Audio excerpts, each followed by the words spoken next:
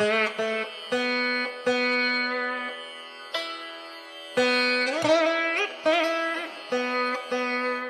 world's largest astrological community.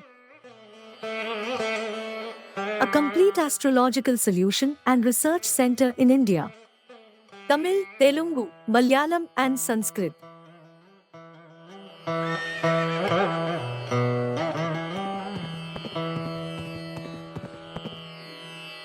Sahadevar online astro TV. நம் வாழ்வில் ஓர் பூர்ண கடாட்சம். எங்கேயும் எப்போதும் சிறப்புடன் கண்டு மகிழுங்கள். அன்பிற்குரிய ஜோதிடர்கள் அனைவருக்கும் என்னை பற்ற அன்னைக்கும் தந்தைக்கும் எனக்கு வித்தை தெரிய வைத்த சிவசூரியன்ஜி அவர்களுக்கும் என்னை அவரிடம் அறிமுகம் செய்து வைத்துவிட்ட டாக்டர் திரு பழனிசாமி அவர்களுக்கும் டாக்டர் திருமதி உமா அவர்களுக்கும் எனக்கு நன்றியை கூறி இந்த உரையை துவங்குகிறேன். ஜோதிட மாநாட்டில் பல மாநாடுகளில் பேசியிருந்தாலும் இந்த மாநாட்டில் பேசுவது எனக்கு ஒரு இன்பமான அனுபவமாக இருக்கிறது. அதாவது என்னுடைய ஆசிரியரே நடத்தும் மாநாட்டில் இங்கே பேசுவதற்கு மிகவும் எனக்கு கொடுத்து வைத்திருக்க வேண்டும். அதற்கு முதலில் அனைவருக்கும் நன்றி தெரிவித்துக் கொள்கிறேன். எனக்கு கொடுத்த தலைப்பு ஜாதகத்தில் புத்திரக்காரகனாகிய குருவின் பங்கு என்பது எனக்கு கொடுத்த தலைப்பு. ஆனால் இங்கே நான் பேசவிருப்பது கிட்டத்தட்ட அதை ஒட்டிய தலைப்பு. இருந்தாலும் தலைப்பை விட்டு கொஞ்சம் விலகி போன மாதிரி தான் தெரிகிறது. முதலில் ஒரு சிறிய கதையோடு துவங்குகிறேன். ஒரு பள்ளியில் 5ஆம் வகுப்பு படிக்கும் பையனுக்கு கட்டுரை போட்டி நடத்தி இருக்கிறார்கள். அந்த பள்ளி ஆசிரியை அந்த பையனிடம் சொல்லும்போது, குழந்தைகளிடம் சொல்லும்போது, 2 கட்டுரைகள் கேட்போம், இதில் ஏதாவது ஒன்று கேட்போம், அதை பற்றி தயாரித்து வைத்துக் கொள்ளுங்கள் அப்படின்னு சொல்லியிருக்கிறார்கள். அதாவது அவர்கள் கொடுத்த தலைப்பு தென்னைமரம் அல்லது பசுமாடு, இந்த 2 பற்றி தான் கேட்போம், அதில் ஏதோ ஒன்று கேட்போம் அப்படின்னு சொல்லிட்டு. ஒரு பையன் கொஞ்சம் சோம்பேறி பசுமாட்டை பற்றி மட்டும் தெளிவாக படிச்சுட்டு, பசுமாடு இன்னென்னதை செய்யும், அது பால் கொடுக்கும், புல்லு மேயும், கன்று போடும், இதனுடைய சாணம் இதுக்கெல்லாம் யூஸ் ஆகும், கோமை இதுக்கு யூஸ் ஆகும் அப்படின்னு எல்லாத்தையும் நல்லா தெளிவாக படிச்சுட்டு வந்து நீட்டாக அதை பற்றி என்ன கேட்டால் அது எழுதிடலாங்கிற ஒரு இதில் உட்காந்துக்கிட்டு இருக்கான். அப்போ எக்ஸாம்பிள் அவனுக்கு கேட்ட கேள்வி தென்னை மரத்தை பற்றி எழுது அப்படின்னு சொல்லி. இந்த பையன் தென்னை மரத்தை பற்றி ஒன்றுமே படிக்கலை. என்ன செஞ்சான்னா, பசுமாட்டை பற்றி படித்ததை பூரா எழுதிட்டு கடைசியில் ஒரே அறிவுரை, இத்தகைய பசுமாட்டை தென்னை மரத்தில் கட்டுவார்கள். அதுதான் அந்த பையனுடைய புத்திசாலித்தனம். அந்த மாதிரி எனக்கு புத்திசாலித்தனம் இருக்குன்னு சொல்லலை. குருவை பற்றி பேச சொன்னாங்க. குருவை பற்றி பொதுவாக கொல்லன் தெருவில் ஊசி வைக்க வந்திருக்கேன் நான். இப்போ அதைத்தான் என்னால் சொல்ல முடியும். குருவை பற்றி தெரியாத ஜோசியர் யாருமே இருக்க முடியாது. கண்டிப்பாக ஜோதிடர்களுக்கு தொடக்கத்தில் சூரியன் லக்னம் எவ்வளவு முக்கியமோ அதே மாதிரி குருவும் முக்கியம். குருவை பற்றி என்ன சொல்றது, நான் சொல்லி நீங்கள் தெரிஞ்சுக்கிறதுக்கு என்ன இருக்கு? ஒன்றுமே கிடையாது. என்னுடைய மதிப்பிற்குரிய ஆசிரியர் சிவசூரியன்ஜி கூப்பிட்டதுனால ஓரிரு வார்த்தைகள் எதுவுமே ப்ரிப்பேர் பண்ணலை, இருந்தாலும் சில வார்த்தைகள் பேசுறதுக்கு எடுத்துக்கிட்டேன். குரு நவகிரகங்கள்ல சூரியனுக்கு அடுத்தபடியாக 2வது பெரிய கிரகம், இது எல்லாருக்குமே தெரியும். மிக சுபகிரகம், இதுவும் எல்லாருக்கும் தெரியும். சுபகிரகங்கள் ஒரு குரு 1, சுக்கிரன் 1, வளர்பிறை சந்திரன் 1, சுபர்கள் கூட சேர்ந்த புதன் 1. இந்த 4ல் மற்றதெல்லாமாவது சந்திரன்ல வளர்பிறை தேய்பிரைன்னு இருக்கு, புதன்ல சுபர் கூட சேர்ந்தா 1, அசுபர் கூட சேர்ந்தா ஒரு மாதிரிங்கிற மாதிரி இருக்கு. ஆனா குருவுக்கு மட்டும் முழு சுபர். அவர் எப்படி எங்கிருந்தாலும் சுபர் தான். அவரு நீசமானாலும் சுபர் தான், பகை வாங்கினாலும் சுபர் தான், உச்சம் வாங்கினாலும் சுபர் தான், எங்கிருந்தாலும் சுபர் தான். அவரோட இது என்ன அப்படின்னா, காரகத்துவம் புத்திர காரகத்துவம் 1, 2வது தன காரகத்துவம் 1. ஒன்று உயிர் காரகத்துவம், ஒன்று ஜட காரகத்துவம்.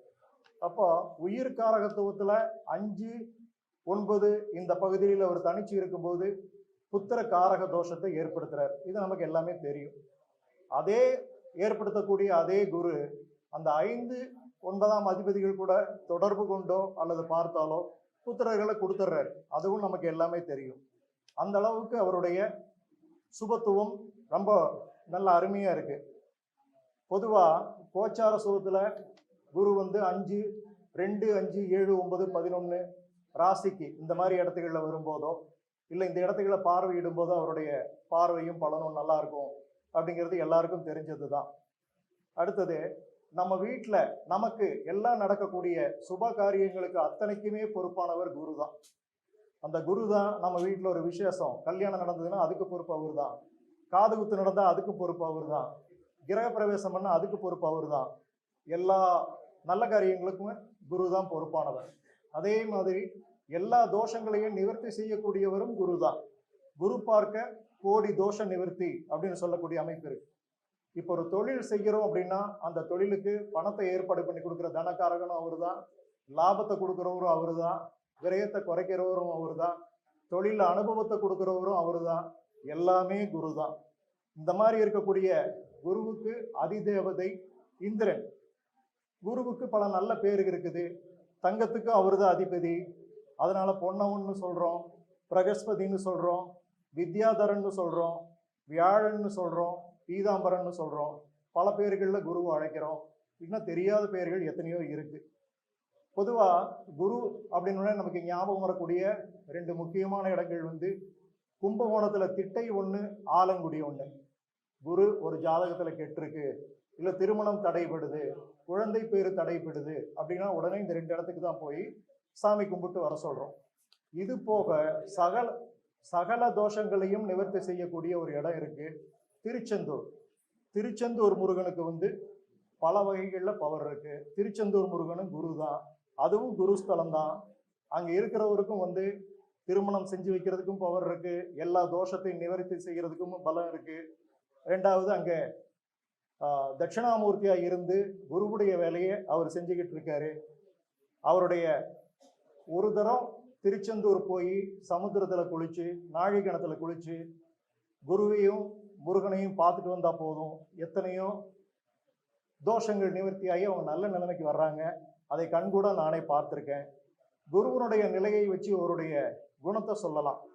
பொதுவா மூத்த சகோதரர், பயணம், பணம், யாகம், அவருடைய ஆன்மீக பலம், அவர் வந்து ஆன்மீக காரியங்களில் எந்த அளவுக்கு ஈடுபடுறாரு, அவருடைய மகன், பேரன், முப்பாட்டன், அவர் செய்யக்கூடிய தொழில், ஆசிரியர் தொழிலாக இருந்தால் அவர் எந்த அளவுக்கு அவர் மாணவர்களை உருவாக்குவார், அதே மாதிரி ஒரு கோயில் கும்பாபிஷேகத்துக்கு முன்னாடி நின்று செய்யக்கூடிய அவருடைய பங்காற்றல், அந்த அளவுக்கெல்லாம் இருந்ததுன்னா அவங்களுடைய இது வந்து குருபலம் வந்து ரொம்ப நல்லா இருக்குன்னு அர்த்தம். பொதுவாக வந்து குரு கெட்டாருன்னா நமக்கு வரக்கூடிய நோய்கள் வந்து ஞாபக மறதி, மூளையில் சம்மந்தப்பட்ட சில கோளாறுகள், காது பாதிப்பு, குடல்ல புண்ணாகிறது, கல்லீரல் சம்பந்தப்பட்ட பாதிப்புகள், மஞ்சள் காமாலை, சுகர் ப்ராப்ளம், வாயு பிடிப்பு, உடல் பருமன், விஷப்பூச்சிகளால் பாதிப்பு, பெரியவர்கள் சாபத்தினால் ஏற்படுற நோய்களுக்கெல்லாம் குரு தான் காரணம். பொதுவாக குரு நல்லா இருக்கிறவங்களுக்கு அவரை குரு தேடி வந்து கல்வி கற்றுக் கொடுப்பார். பார்த்துருக்கேன், நிறைய பார்த்துருக்கேன், கேள்விப்பட்டிருக்கோம். குரு கெட்டவங்களுக்கு ஒரு குரு கிட்ட ஒரு ஆசீர்வாதம் வாங்க போனால் கூட அவங்க ஆசீர்வாதம் பண்ண மாட்டாங்க. குரு ஆசீர்வாதம் உங்களுக்கு கிடைக்காது, இல்லைங்களையா? சரிங்களையா? அந்த மாதிரி தான் அந்த குருவுடைய இது நடக்கிறது. குரு நீசமானவங்களுக்கு ஞாபக மறதி அதிகமாக இருக்கும், கௌரவத்தில் பங்கம் ஏற்படும், புத்திர தோஷம் ஏற்படும். பொதுவாக குரு கெட்டு போனவங்களுக்கு புத்திர தோஷம், புத்திரர்கள் இல்லைங்கிறது மட்டும் கிடையாது, புத்திரர்கள் இருப்பாங்க, ஆனால் அவங்களால மனக்கவலை இருக்கு.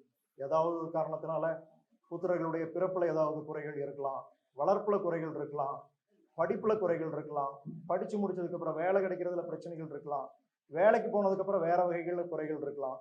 மொத்தத்துல அந்த குரு கெட்டு போனவங்க வந்து அவங்களுடைய சந்ததிகளை நினைச்சு கவலைப்பட வேண்டியக்கூடிய ஒரு அமைப்பை குரு ஏற்படுத்திடுறார். பொதுவா வந்து குருமார்கள் தேடி வந்து ஆசீர்வாதம் பண்ணாவே அவருக்கு குருவுடைய பலன். இப்ப இவர் சார் பார்த்த மாதிரி பாசிட்டிவ் எனர்ஜி நல்லா இருக்குன்னு அர்த்தம். அடுத்தது, குரு நீசம் பெற்றவங்க வந்து குருவுடைய பவரை ஜாஸ்தி பண்றதுக்கு குரு காயத்ரி மந்திரம் சொல்லலாம், அல்லது ஸ்ரீராம ஜெயமும் சொல்லலாம்.